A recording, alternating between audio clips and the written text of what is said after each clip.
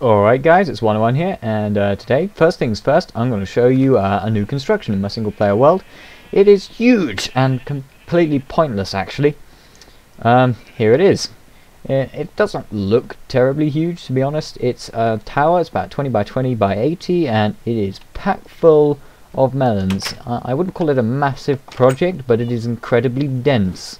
It's almost entirely solid, really. If I just hop up, yep, you can see the melons growing in there. So I'm going to keep this very short and sweet. I'm going to harvest it, we're going to see what it gets, and then I'm going to hop in my single player creative world and show you how it works. So let's go. Hit this button, and down comes the melon.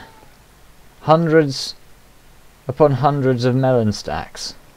So I'm going to empty my inventory so that we can get a good gauge for just how much this thing produces. And here goes nothing. Bleh. Oh look, my inventory is full and there's still more to come, so shove it in this chest.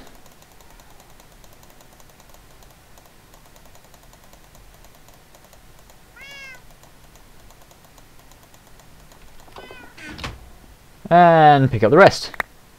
And it's another 2 rows. So what was that? That was a full inventory and 2 rows. So that comes to lots. Lots. That about covers it. More than enough. Produces about 3,000 to 3,600 melons per harvest, and it is completely ridiculous and totally obscene. And before you ask me why do I need this many melons, I'm going to answer you right now. I don't, and there is no situation in which I can envisage needing this many melons, unless of course I want to turn them all into melon blocks and build a melon house, which I might actually do with what, 6 double chests full of melons. So yeah, and it's quite a lot of melons for such a small space, and I came up with a nice little compact design, so I'm going to hop in my creative world now and show you how that works. Be back in just a second. Okay, so here we have a little mock-up of the design. Now, if you've seen my video from a little while back, a couple weeks back now, I've actually already featured this, but this is a slight refinement of the idea.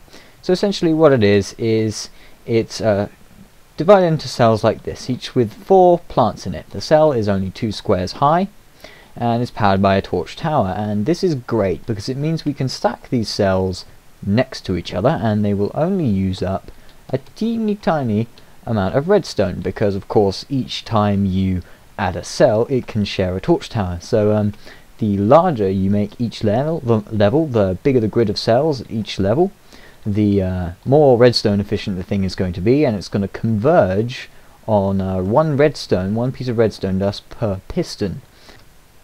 Now I say converging on 1 redstone per piston to power each piston, but in reality you can never actually reach that value, because in order to do so you would need, mathematically speaking, an infinite grid of these cells, which is not only completely implausible, it's actually completely impossible, because it's not possible to have an infinite amount of anything within inside a computer, really. So I mean, you've got a finite size hard drive, but let's not get into that stuff. Now we're going to talk about melon efficiency. Now we have 4 spots for melons to grow, and we have 4 melon plants and 4 pistons, but we do not have 4 melons per cell. In fact, we have 2.5 on average. And that sounds odd, you can't have half a melon, but I will explain my reasoning behind this. So let's say that the game chooses for this plant to grow a melon here. So a melon grows there. Now I fast-tracked that by placing one, but oh well. And we can immediately see that this stem has also been taken up by that melon, can't grow another one. So we can immediately see that only a maximum of 3 is going to happen, and that makes sense. So we look at this, and let's take the other 2 plants. There is a probability this one grows a melon here, and a probability that grows one here. Likewise for this plant in these 2 spots. Now we can quickly see that half of the situations, 2 of the 4 situations that could happen, if we consider this an even situation, 2 of the situations involve melons growing here or here, which leave one stem free to grow another melon. So the result is we can have 2 melons taking up all 4 plants, or we can have 3 melons taking up all 4 plants, and it depends on the order in which they grow. If this one grows first, diagonal to this, then we can have 3. If not, then we can only have 2. And we can assume that because all of this is random, determined by Java's random number generator, that within the scope of the game at least, ignoring the southwest glitch or anything like that, we can assume that this is a fairly even distribution and that you're going to get an average of 2.5 per cell. So, there we go. Next up, we take a look at this, and this is a mock-up of the full tower. Now this one only has 8 floors, I believe. 1, 2, 3, 4... Yep, it's got 8 floors roughly. And to talk about stacking vertically, we immediately need to look at the behavior of the plants. And this is important because these plants, while they will grow themselves in an area below, or one high area, they won't actually spawn a melon there. This is remedied by the fact that we have another plant right above, and because this block that the plant is growing on is tilled soil, it appears transparent to the plant below, and thus the plant can still grow. It's a nice little mechanic there. I was pretty pleased when I figured out how to make that work. It's not particularly amazing, but there we go. At the bottom here we have some fancy redstones going all over the place, and the sole purpose of this is to power each torch tower between the cells at exactly the same time, so that we don't have to run the risk of melons popping out into these corners. So, what are the advantages of this? We only get 2.5 melons per piston, which doesn't seem very good or very desirable. Well, 2.5 melons per cell for 4 pistons, so it doesn't seem very reliable or very efficient, does it? But it really is counteracted by the amount of loss that you get from a standard sort of system. In a standard system, you're going to lose a lot of melon because it's going to pop off to the other side, or it's going to get stuck inside the plant adjacent to the melon that you're pushing. I found the loss to be between 30 and 50%, which was ridiculous and horrific. But this one here, we actually don't lose very much at all because of the way that the towers work. And I'm going to quickly demonstrate this. I'm going to remove the water from this tower, and then I'm going to power it. And I'm going to power the tower, and immediately we are going to see that the melons all flood down, but that's not really what we're interested in. What we're interested in is what is formed by the extending pistons, and it is a 1x1 vertical tube. And this is great because it means no melons can escape, they don't get into the corners as often. You do get a few that glitch out or leave this little tube, but that's not too often. Okay, so that about covers this in terms of actual physical design and construction. Let's talk a bit now about what we'd actually expect from something like this. So we're going to do a little bit of multiplication and work it out. It's pretty simple. So we have, let's start by working out how many melons we'd expect from a tower like my one in single player. So we have 9 cells per floor, and an average, which we already worked out, 2.5 melons per cell. That's 9 times 2.5 is 22.5 melons per floor. Now in my single player world, here we only have 8 floors, but in my single player world we have a full 32 floors, and I have missed some glass there, let's not worry about that.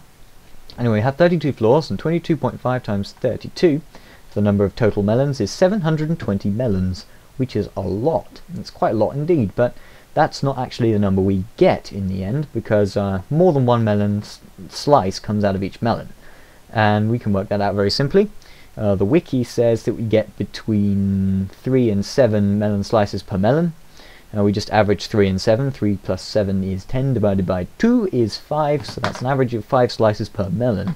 Multiply 720 by 5 and we get 3,600 melon slices, which is completely ridiculous, as I'm sure you will agree, but it's completely awesome as well. Anyway, I have more melons than you do, but it's not really... yeah.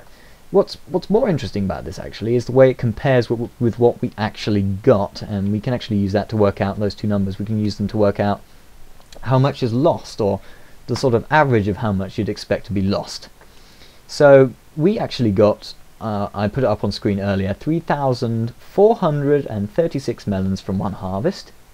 Now if we divide that number, 3,436, by 3,600 and then multiply by 100 to get percentage, we get 95% efficient. So there's only 5% wastage compared to the 30 to 50% you get from a normal melon farm, which is very, very, very nice. In fact, it completely negates the fact that you need to use more pistons and more redstone. But another thing, this is really cool looking and nice and compact, so I would go with something like this any time now. So yeah, that's my scientific melon farm. If you thought this was interesting or anything like that, if you thought it was entertaining, then don't forget to rate, comment and subscribe. I'll have a tutorial for the construction of this coming up. It's basically just going to be a functional thing. I'm going to show you how to put all this redstone in and show you easy ways to build the floors and give you resource requirements, but you can see pretty much the basic idea from this video. So yep, stay tuned for that. I will see you guys next time. Peace out.